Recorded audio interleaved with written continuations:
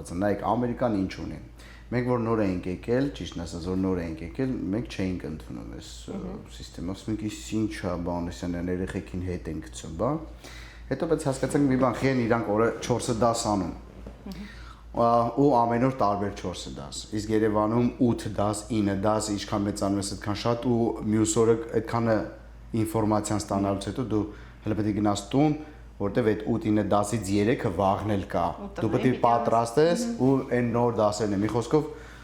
ծանրաբեռնվածությունը շատ է, հասկանում եք, ու հետո հասկացանք, որ խեն ստե 4-ը անում, որտեվ 4 դասը, եթե առավոտից այդմա մինչև 6 ժամ ու հետո դաս 5-2-ը, 8-ից մինչև 2-ը 6 ժամ, 4 դասը ժամը կեսով կիսված է, որ մինչև վերջ հասցնի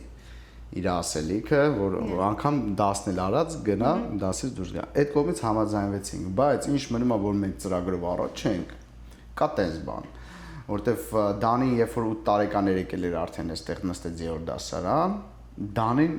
շատ առաջ էր, իրանք հենց նոր բազմապատկում էին ասում, Դանին արդեն եսին որ թվերի մեջ էր։ Դա համար Դանի մաթեմատիկայի դասերին միշտ պարապ մնում էր, հա, ձանձրանում էր։